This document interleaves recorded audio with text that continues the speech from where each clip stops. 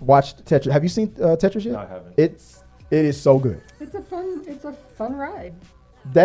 It reminded me of like almost like the Wolf of Wallstreet type of way it was filmed and whatnot. The character that's played, what is his name? Taron Egerton. Taron Egerton. My favorite movie of him is The Kingsman because of that last scene. Like, if you save the world, can we do it in the butthole? And he's like, I'll be right back. Do it in the butthole. Oh, yes. I'm about to save the world. Yeah. Oh yeah. I'll be right back. My favorite. I love this guy. But yeah, that first Kingsman was so good. That first one was awesome. But this movie is so much fun from the first minute.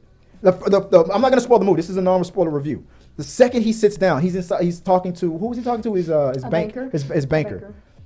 And he's explaining to him like you can already tell this dude is taking chances and failed.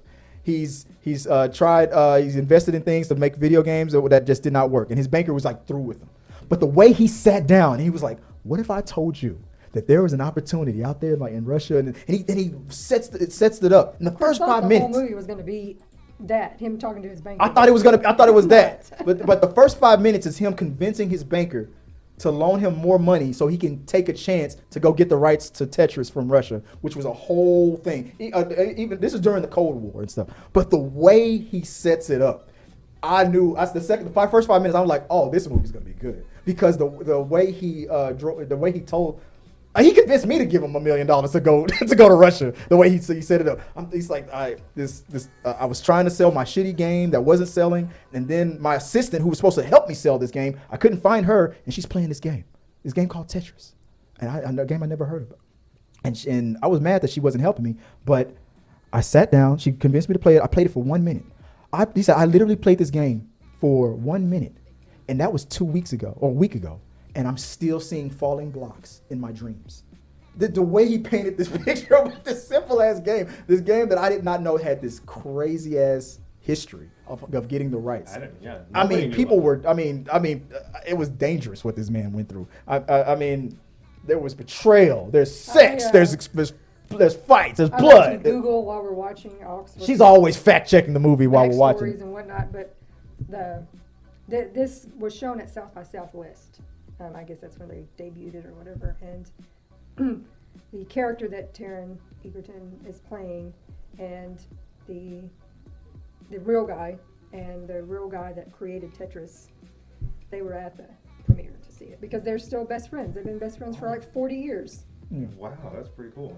I mean, the whole thing was about the corrupt Soviet Union were trying to keep the rights to Tetris under their control and not let it out to Japan and America. They were, explaining the background, like they didn't believe you couldn't play video games there. They didn't allow it. The game wasn't even banned in Russia, and it was made by a Russian. They don't allow video games, so Nintendo was giving them a great deal. Way around it was he created Tetris for computers and worded it in such a way that it's not a video game, so that people were playing it at work on their PCs. And all these other shady companies were trying to get the rights for consoles, handheld rights, arcade rights. That's what this whole fight was about. Tetris was taking.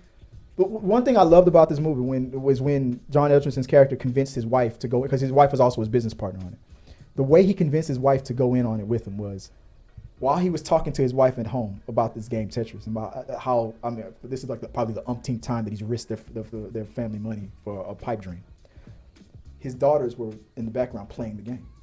And the whole time he's trying to convince his wife, this is how he convinced her. He says, listen, what do you hear right now?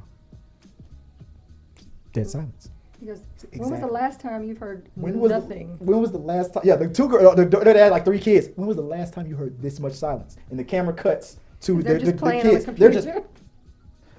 He saw it. He's like, this is a game about 4 blocks. Even the name Tetris. The name Tetris is about the number 4 and it's the number 4 and the word tennis fused together.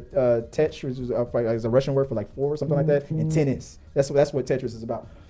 But he was so convinced that this game, he was trying to convince Nintendo not to focus on Mario for Game Boy, to get the console rights for Tetris, because this game will get, not only will it get kids. Game Boy hadn't been introduced, so it didn't even exist yet. And now I'm telling the movie, my bad, but this game is not only just for kids, but it can also get the attention of adults. Adults were the first ones to be hooked on this, and kids also. So he was just like it's one of those visionary stories. It almost played like a biopic, like you know those biopics where the musician you're waiting for Elton John in his biopic, or Michael Jackson, I guess, in his upcoming biopic, to finally sing Thriller. Like he's going through all these trials and tribulations, and he's sitting in the corner writing his masterpiece. And what's that called? I'm thinking about calling it Thriller. And you're waiting for Thriller to be sung on the damn screen. It played like that. It's like, when is he gonna get the rights to this damn game? It was tense. It had action, sex, betrayal, politics. What was That's it? crazy. It was a really good. It was funny as hell. It was really good. If you have Apple TV Plus, Tetris is a good time. You will not be disappointed. It captures. Apple TV Plus also Shrinking is very good. We haven't finished yet. Yeah, the TV show Shrinking. Shrinking. That's a very funny show. It's very, very nice to see Harrison Ford be funny.